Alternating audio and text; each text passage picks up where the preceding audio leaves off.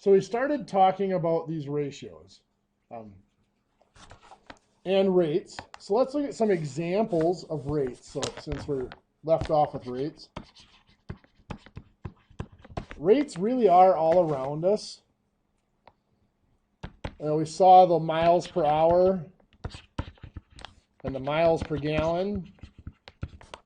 There's one rate that all of us will probably encounter at some point in our life.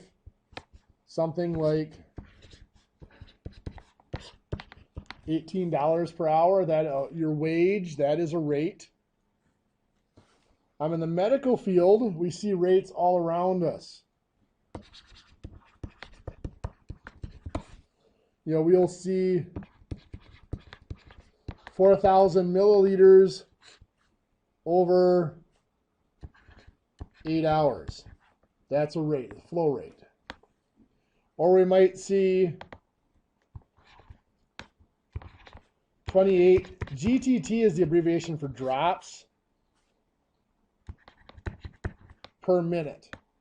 There is a rate. Again, it's an IV flow rate. Or you might see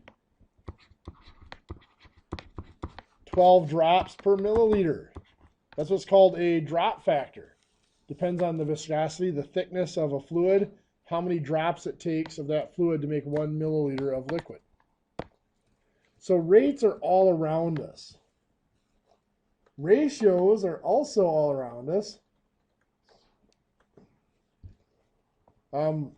All sorts of mechanical ratios that we run into. But we might have our mixture ratios that we talked about. 20 milliliters and 80 milliliters. And of course those can be reduced. A 1:4 ratio. We'll have, when we reconstitute a fluid from a dried powder, you might have a 2 milliliters in 50 milliliters. That's going to be a ratio, a 2 out of 50 ratio, or a 1 in 25. Excuse me. So any of these rates or ratios are generally going to get worked with through a proportion. So we might have that we need a 2 to 4, oh, let's go easy, 2 to 5 ratio of serum to our saline. And we might be asked, if we have 40 milliliters of that serum, how much saline are we going to have to mix with it? Well, we saw when we did our basic percents in the last unit, to find that missing number, the process is cross multiplication. These two numbers are diagonal each other, 5 times 40. And these two numbers are diagonal each other, 2 times x is 2x. So 5 times 40 has to equal 2 times x, or 5 times 40 is 200, has to equal 2x. And we solve it, dividing by 2. 100 equals x, or x equals 100. So it's 100 milliliters is the amount of saline we would add to that. But we also saw that there is a shortcut for that. We multiply the two numbers that are diagonal, the 5 times 40, just like we did before. But then the number that's on the other diagonal by itself, the 2, we can just divide by. Because when we go to solve our equation, we're going to be dividing by that number. So 5 times 40 is 200, divided by 2 is 100. So you get the same answer either way. It's just a little bit quicker to cross multiply and divide than it is to write out the equation.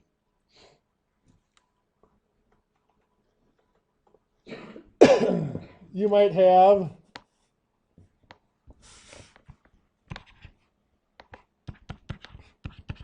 a 3 in 10 solution. So that is 3 units of serum, parts serum, to 10 parts total solution. So we might be asked, how much serum would it take to mix up 140 milliliters of solution. So again, we're looking for that number there. Cross multiply 3 times 140 is 420. Divided by 10 is 42. It would take 42 milliliters of that medication to mix up 140 milliliters of that solution. Now let's stick with that. We have a 3 in 10 solution.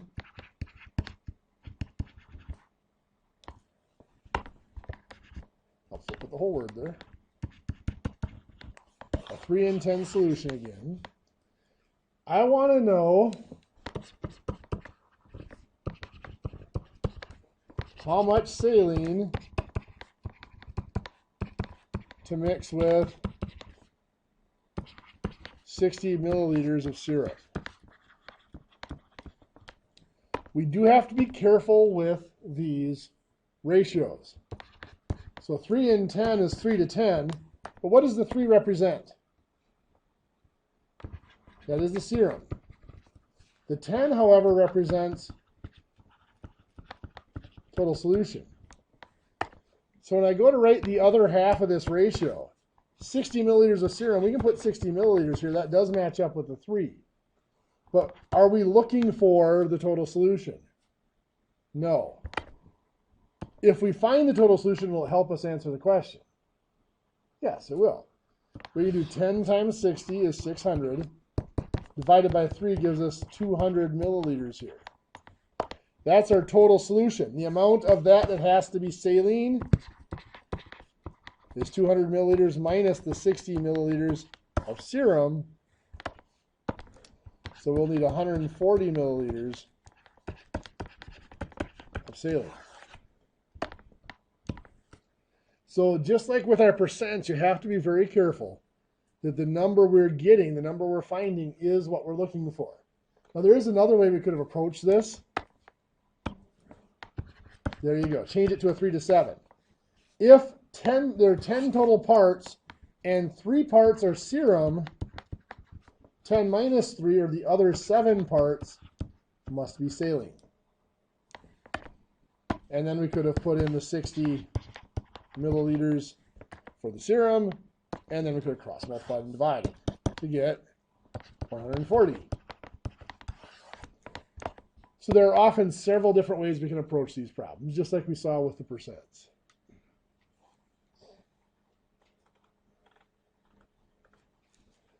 You might be told that a medication should be given as 2 milligrams per kilogram.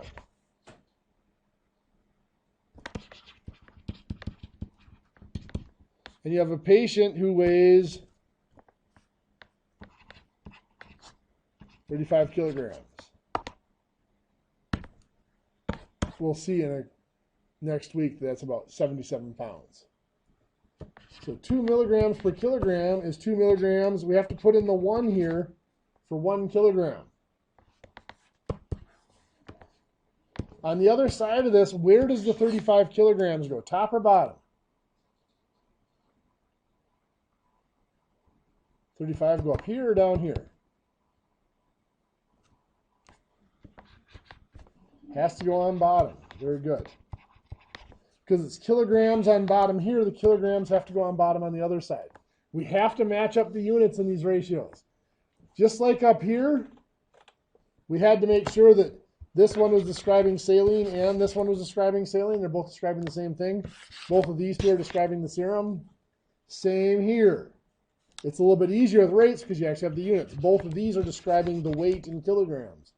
Both of these are going to be describing the medication in milligrams. So you cross multiply and divide, you're going to get 70 milligrams to administer to that patient.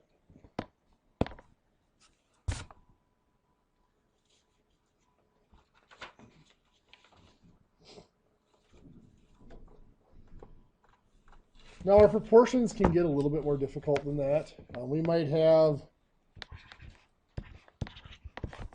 a minus 3 over 5 equals, oh, what do I want to put here? Let's do 21 over 35, like that. So when you look at this, if we want to solve for a, we could cross multiply and divide. We would just have to be very careful. We could say a minus 3 equals, and then cross multiply and divide to get the rest of that amount. 5 times 21 is 105, divided by 35 would be 3. So a minus 3 equals 3, and you can solve for a. To me, you make a lot fewer mistakes if we just go ahead and go back to just regular cross multiplying. So on this diagonal, we have 5 times 21, which is 105. On this diagonal, we've got the a minus 3 times 35. I'm going to put the 35 first. So 35 times a minus 3. Just because seeing it like that is a little easier for us to work with. So we know those two have to be equal. 35 times a minus 3 equals 105.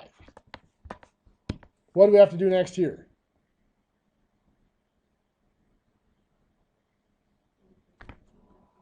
You have to distribute through the parentheses. 35 times a is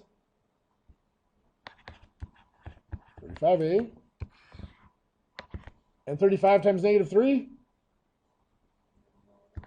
Negative 105. Good. Equals 105.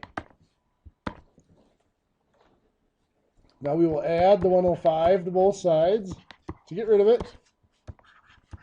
35a equals 210.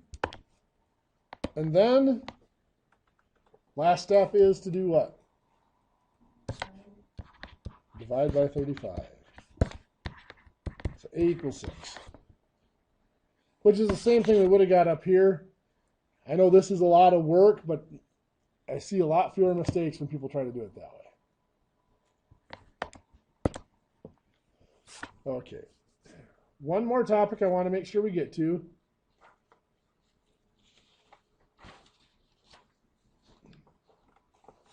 I want to do a little bit of reviewing before we get to it. We mentioned back on the first day, 8 to the third power. What does that mean? Yeah, 3 eighths, or 8 3 times. 8 times 8 times 8, like you said. And that multiplies up to be 512.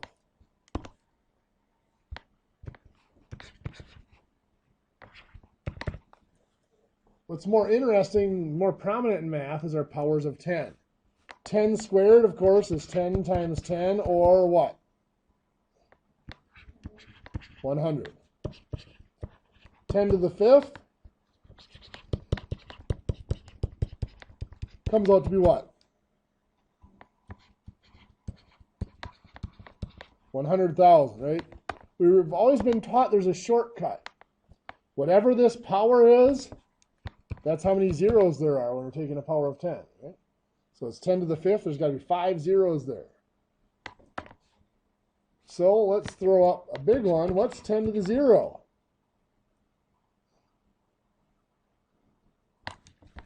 Well, if we look at it, 10 to the 4th power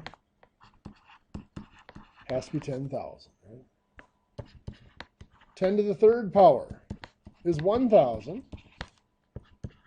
10 to the 2nd power is 100. 1 is what it's going to be. The first answer most people give to 10 to the 0 is that it's 0. But you're actually right with your second guess there. 10 to the power of 1 is 10. And look, just like what we did when we were multiplying negatives, we look at the pattern here. Every time we reduce that power by 1, this is divided by 10, isn't it?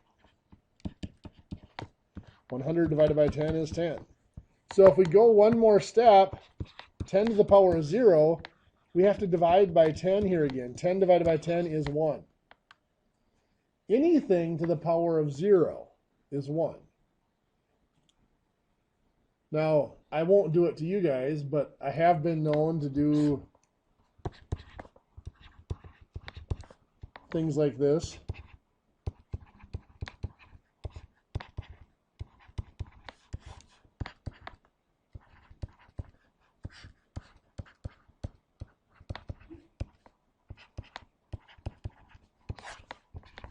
What would that equal?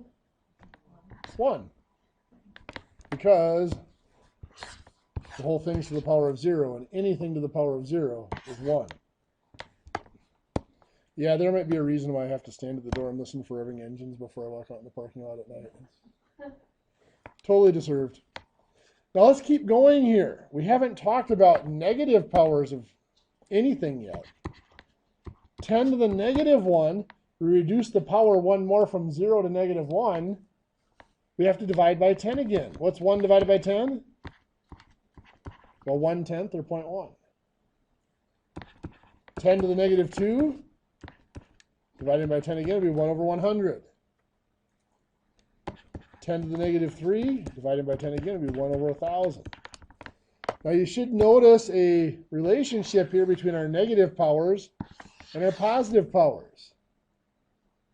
The negative power, 10 to the negative third, is the reciprocal, or 1 over 10 to the positive third. And the negative power is just that. 10 to the negative fifth is just 1 over 10 to the positive fifth, or 1 over 100,000. A lot of people don't realize it, but our whole number system is based off of this.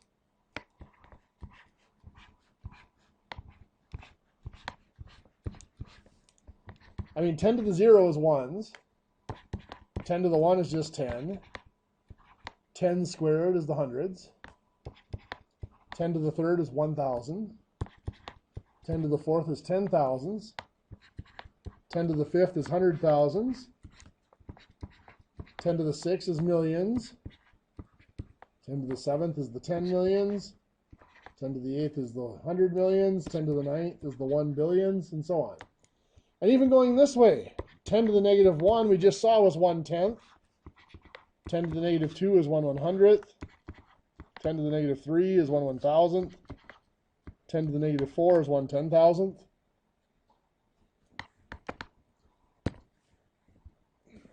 We often will take a number like 4,800,000, and we will shorten it up by writing it as 4.8 million. But there is another way we could write that. Instead of writing out the word million for the place value, notice what we're doing is we're just taking the first digit and putting the decimal point after it. And then naming the place value. That's in the millions place. So we named 4.8 million. Well, instead of writing out the word million, we could just do 10 to the sixth. And that's exactly where our scientific notation comes from.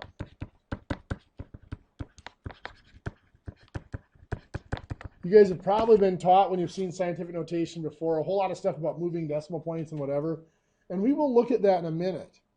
But what that power of 10 really is in that scientific notation is a place value. 10 to the sixth, it's the place value that that first digit sits in. So if I have 0.0093, scientific notation, we take the first non-zero digit, which is the 9, and we're going to put the decimal point after it. So that becomes 9.3. And then we name the place value of that first digit, the digit that's in front of our decimal point. In this case, that's the 10 to the negative 3. So this times 10 to the negative 3. If I had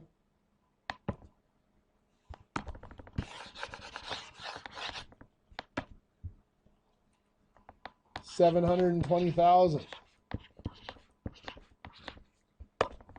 well, I would again take that first non-zero digit, which is 7. I put the decimal point after it. The 2 comes after that. That's all that's left. And I name its place value. That 7 is in the 10 to the 5th place.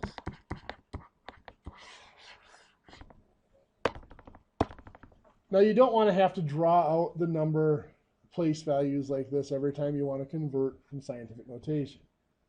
But let's take a look at what was happening here. For the 4.8 million, or 4.8 times 10 to the 6th, the decimal point started out here, and we moved it to be here after the 8.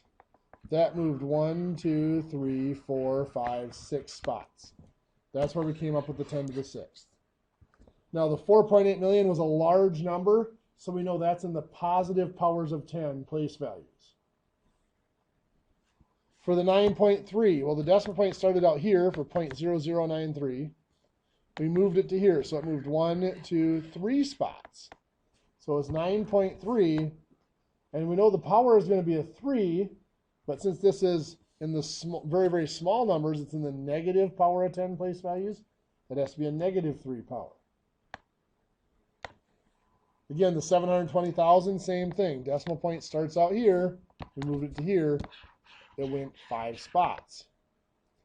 The 720,000 was a large number, so that's in the positive powered place values.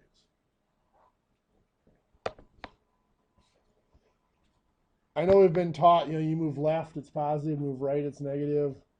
I do remember this picture in my head, knowing that these are the negative power of 10s for my place values. So any number, any digit that's after the decimal point is going to be a negative power on my 10. So if we have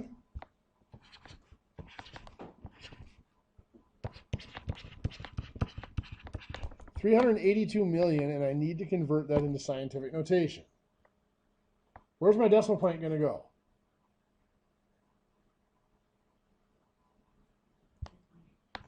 $3.82, perfect.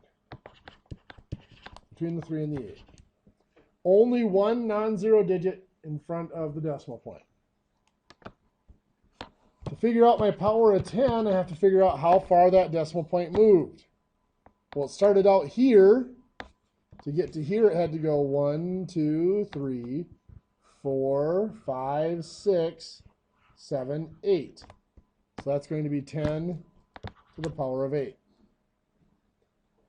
That was a large number, so it's in the positive powers.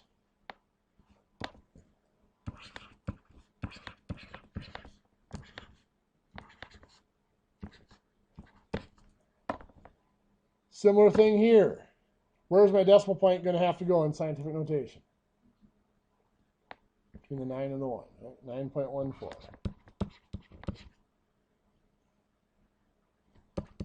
Times 10 to the, we have to figure out how far, well, before I even move the decimal point, is this going to be positive or negative? It's going to be negative because we're in the small place values. We're after the decimal point. So these are in the negative powered place values. So we have to go 1, 2, 3, 4, 5. So that's 10 to the power of negative 5. Simple enough? Okay.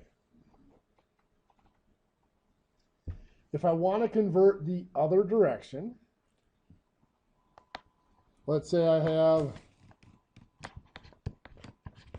5.19 times 10 to the negative 7. Technically, what I'm doing here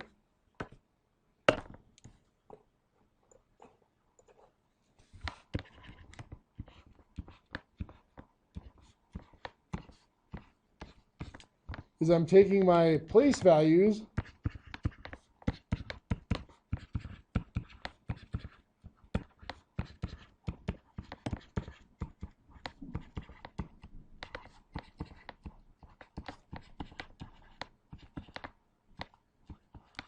I'm taking this digit that's in front of my decimal point in my scientific notation, and that goes in the 10 to the negative 7th spot. Here's 10 to the negative 7th, so the 5 goes there. The 1, 9 has to go after it, and we have to fill in with zeros. So that is 0.000000519.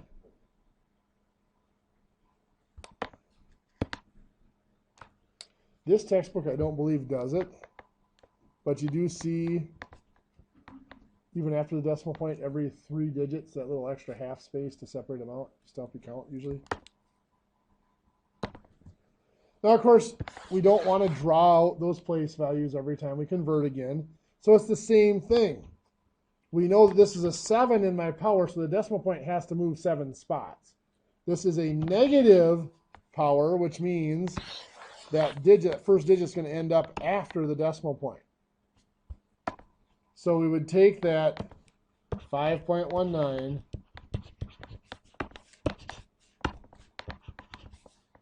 Now I'm going to move the decimal point 7 spots, but it needs to be smaller, so I have to move the decimal point to the left. So I go 1, then I have to add zeros. 2, 3, 4, 5, 6, 7.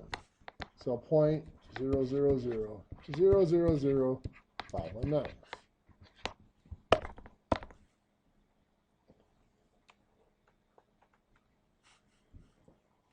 Same would work with 3.04 times 10 to the 7th. Again, that is a positive 7. So the positive place values are on the left side of the decimal point. So the decimal point here is going to have to move back to the right 7 spots.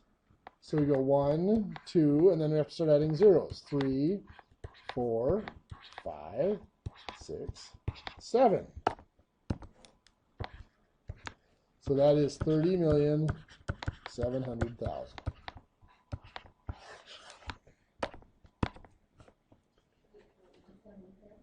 What's that? That should be a 4, not a 7, correct? Oh, yeah, that should be a 4. Thank you. I don't know why I made that a 7. But yes, that should be 30 million as a power of 7. Yeah. Just my dyslexia kicking in again. Unfortunately, once I make a mistake like that once, I'll make that same mistake all day. So now for the rest of the day, 4s will be 7s.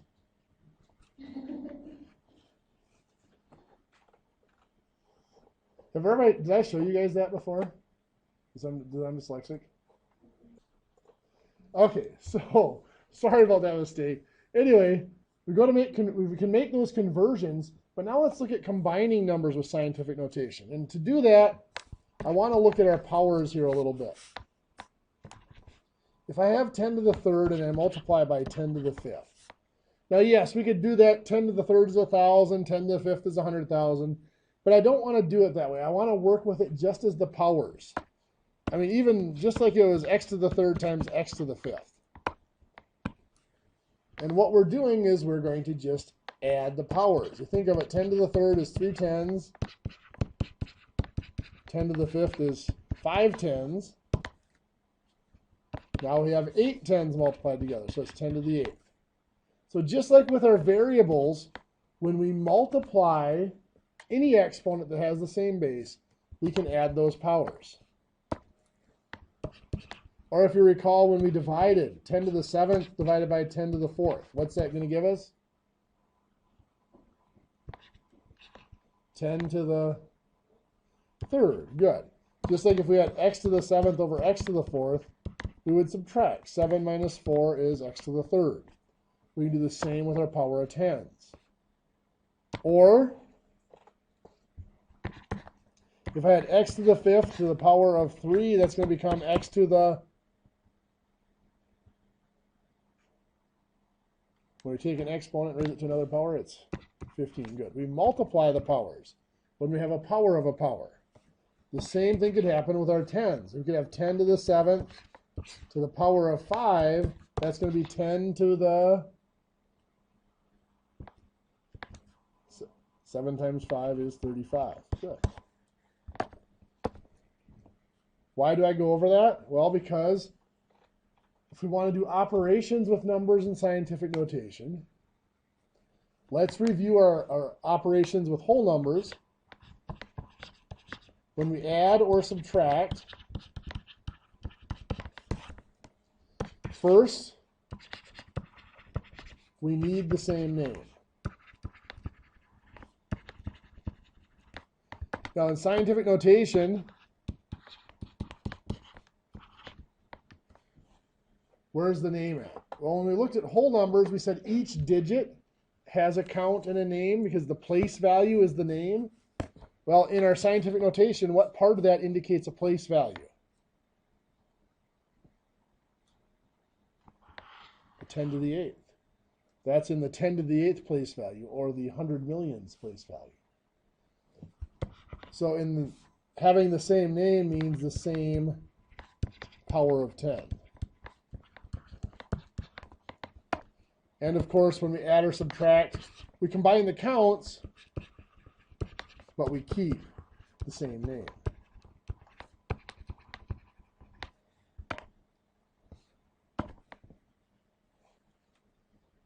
So if I am going to take that 5.2 times 10 to the 8th, and I'm going to add it to something, I have to have the same power of 10. So let's say this is going to be 3.4 times 10 to the 8th. Now, I get asked this all the time. There's parentheses there. Doesn't that mean I have to do that scientific notation out first? Now, remember, there's two different purposes for parentheses. One of them is that enclosing symbol, which is to do something in here first.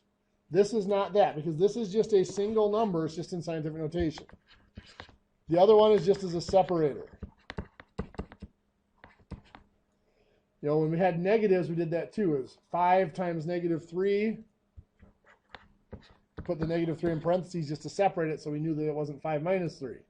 And that's what the parentheses are doing here. They're just separating them out so we know that each of those is a number, and we're multiplying, or we're adding the two numbers in this case.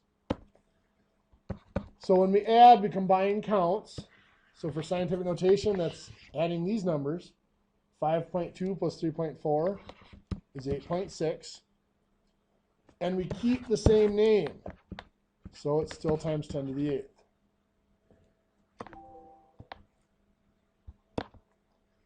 It can get a touch more complicated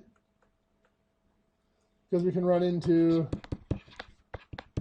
7.8 times 10 to the 11th plus 4.9 times 10 to the 11th. First of all, we do have the same name. So we're going to combine the counts. 7.8 plus 4.9 is 12.7. And we keep the same name of 10 to the 11th, times 10 to the 11th. However, this is not correct scientific notation right now. What's wrong with it? Well, there's 2 digits in front of the decimal points. We've got to move it over 1. We have to make it 1.27. When we move the decimal point, we have to adjust our power of 10. The decimal point moved 1 spot, so the power either goes up by 1 or down by 1. Here, the number went from 12 to 1, so it got smaller. The power has to get larger. So 11 plus 1 is 12. So 1.27 times 10 to the 12.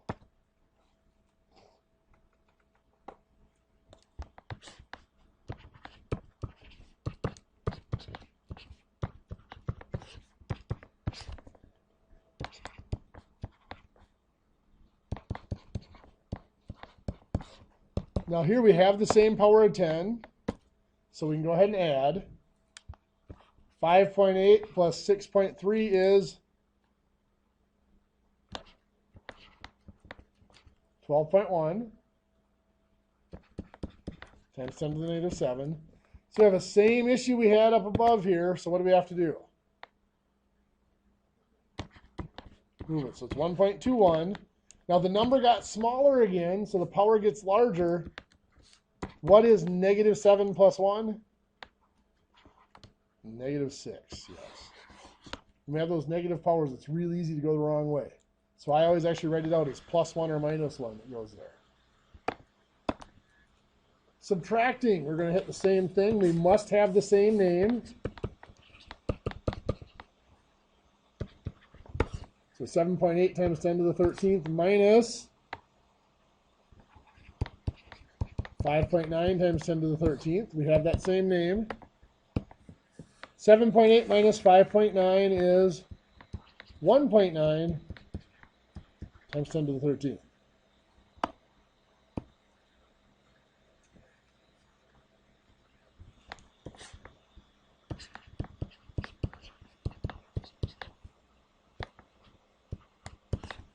However, we can run into things like this. 6.42 times 10 to the 15th minus 5.87 times 10 to the 15th.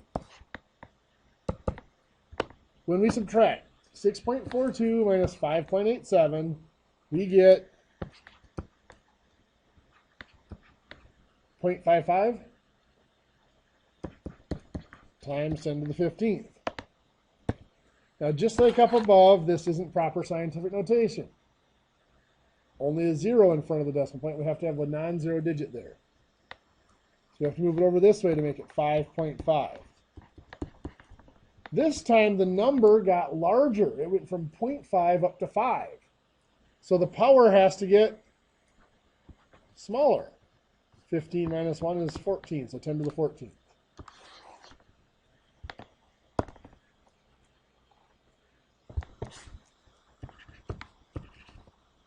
So 3.81 times 10 to the negative 9th minus 4.95 times 10 to the negative 9th. So we subtract 3.81 minus 4.95, yeah, that'll work. I want to put that in as 2.95 times 10 to the negative 9th. Sorry about that. I'll pause for you to fix my mistake. So 3.81 minus 2.95 is going to be 0.86. And we keep the same name, so 10 to the negative 9th. What's that have to get changed to?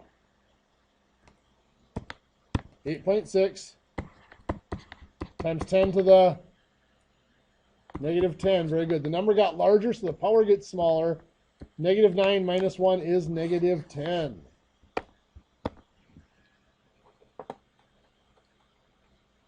When we multiply,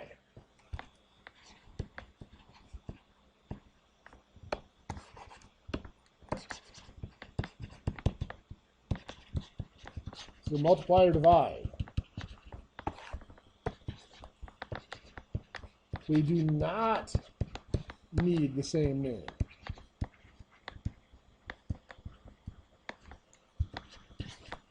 And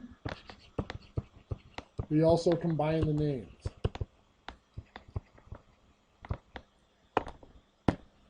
So when I look at doing like a 2.3 times 10 to the 9th times 5.1 times 10 to the 15th, it doesn't matter that there are different powers of 10, because when I multiply, I don't have to have the same name. I'm just going to do 2.3 times 5.1, which is going to give me 11.73. But then I also combine the names. So based on what we did a little bit earlier, what's 10 to the 9th times 10 to the 15th? 10 to the 24. We add the powers. 9 plus 15 is 24. And now we do have to move the decimal point. Make this 1.173. The number got smaller, so the power gets larger. 10 to the 25th.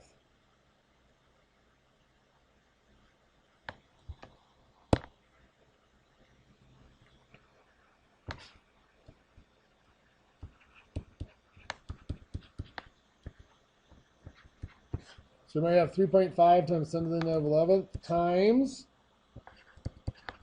2.6 times 10 to the 7th. So 3.5 times 2.6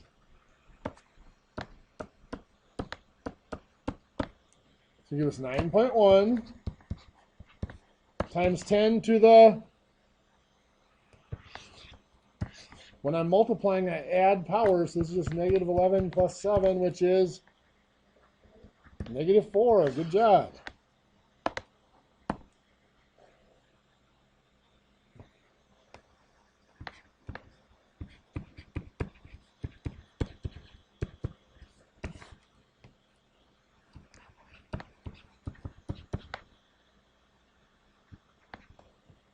When we divide, we're going to divide counts. 1.173 divided by 5.1 is 0.23. Then we're also going to divide the names. 10 to the 15th divided by 10 to the 9th. Remember, when we divide our powers, we subtract. We divide exponents, we subtract the powers. 15 minus 9 is 6. Now, of course, that one's not going to stay like that. We've got to move the decimal point over. It's 2.3 times 10 to the fifth. Very good.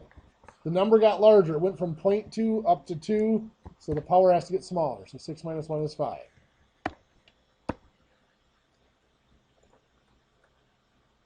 So we might have 9.1 times 10 to the negative 8 divided by 3.5 times 10 to the 7th. So again, we will divide out the counts. 9.1 divided by 3.5 is 2.6 times 10 to the negative 8 minus 7, which will be negative 15.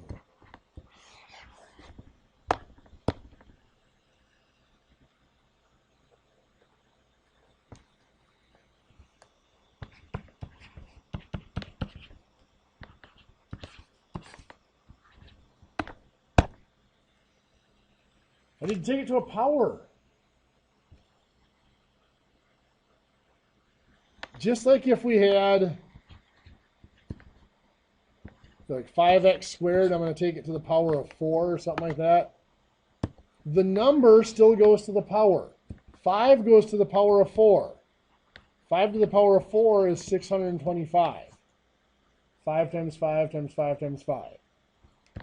The x squared to the power of 4, what happens with our powers? We multiply them. 2 times 4 makes 8. So the same type of thing is going to happen here. The count, the 1.2, is going to go to the power of 3. 1.2 to the third power is 1.728. Times 10 to the 8th to the third power is 10 to the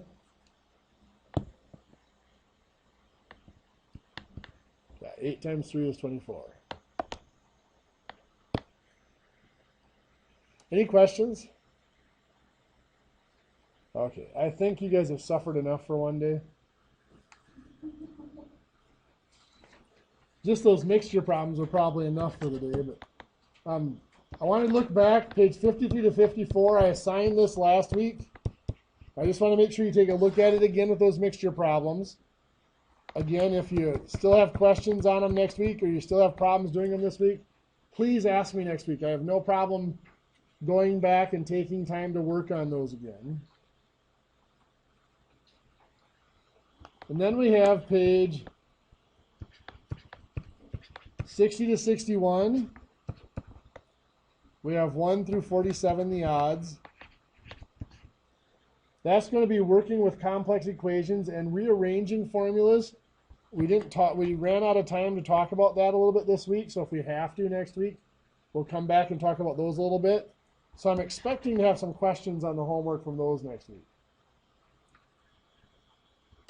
We also have page 67 and 68. This is 1 through 27, the odds. This is just putting numbers, using a formula and plugging numbers in to get like the BMI formula and stuff like that. With our ratios, that's page 73, 1 through 39, the odd. A little bit of review of percents that goes with the ratios, page 78, 1 through 35, the odds. That one we didn't talk about percents again. Again, it's a little bit of a review from last unit. So if there's any questions, I'd be more than happy to go over those next week. I know I'm almost done, I promise. Page 84, dealing with powers and exponents. Page 1 through 31, the odd. And finally, page 87 and 88 is our scientific notation. 1 through 39, the odd. Sorry it's so many pages this week. Like I said, if there's questions on some of these, we didn't get time to go over in class. So if you have questions on them next week, I do expect to take a little bit of time at the beginning of next week to go over homework. You guys have a great weekend.